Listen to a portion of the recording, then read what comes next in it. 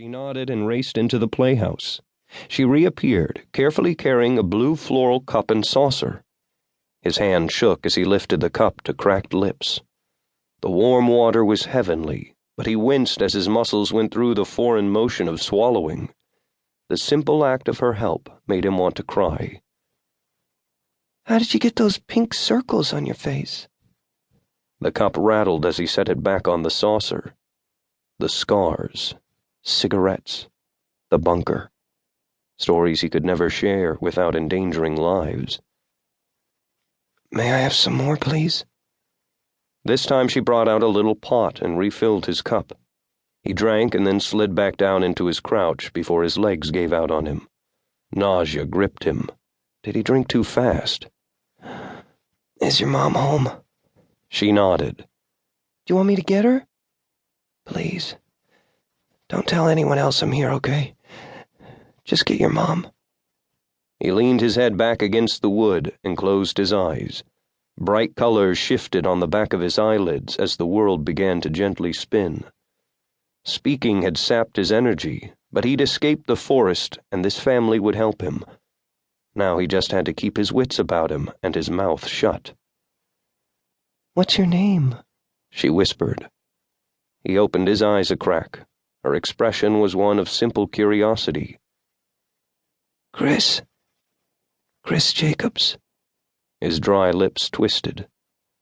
Could you get your mom, please? She turned and ran, tan legs pumping hard. Chapter 1. Present Day. No press. Suspicious cop eyes squinted at Michael. The Oregon farm smelled strongly of manure, but there wasn't a cow in sight. His research had told him the old dairy farm had been out of operation for over 20 years. Wood and wire fencing traced the edges of the fields in crooked, drunken lines. 100 yards away stood a barn that Michael wouldn't step foot into for $1 million. He didn't mind taking risks, but this building looked ready to collapse if a bird landed on the sagging roofline. I'm not here as press. I'm meeting up with Dr. Campbell. Michael lied. The medical examiner left an hour ago. The cop tilted up the brim of his hat, doubt in his gaze, knowing Michael was name-dropping to get into the recovery site. How many reporters had he chased off today? The discovery of multiple hidden remains tended to draw out the vultures. One brow rose and challenged him to create a more original ruse. Luckily, Michael had one. Not that Dr. Campbell, his daughter, Dr. Lacey Campbell. The cop ran a hand across his sweating forehead and checked his clipboard. His instant, lascivious grin made Michael's jaw clench. Oh, her. Yeah, she's still here. Jackass. Can you let her know? What's your business with her? She's in the middle of an excavation and a murder investigation. I don't think she'll appreciate me bugging her 'cause some stalker is looking for her. Oh, Jesus Christ. Michael took half a step forward and lowered his voice.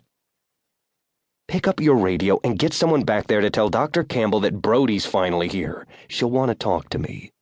He glanced at the fleet of police cars and obvious unmarked American sedans. Callahan here yet? The cop's eyes narrowed at the detective's name, and his hand moved to his radio. Not yet. He deliberately turned his back and spoke into his radio. About time. Michael rubbed at the skin of his baking neck and wished for an icy bottle of water. Or beer. Would Lacey drag herself away to talk to him? When she was deep in a case, she had a tendency to forget about the outside world. Her cell was turned off. He tried to call a dozen times. The cop half turned his head and watched Michael from the corner of his eye as he spoke quietly into his radio. Michael ignored him, studying the recovery scene in the 90-degree heat. It was hot, dry, and dusty. Every time he inhaled, his lungs were coated with fine dirt. Cops in navy blue uniforms dotted the brown fields. God, they had to be dying in this summer heat. Small white tents hid private procedures from prying eyes and the news helicopter's cameras. Too many tents. More tents meant more bodies. A tall figure in a Tyvek protective suit strode from tent to tent. Oh, shit.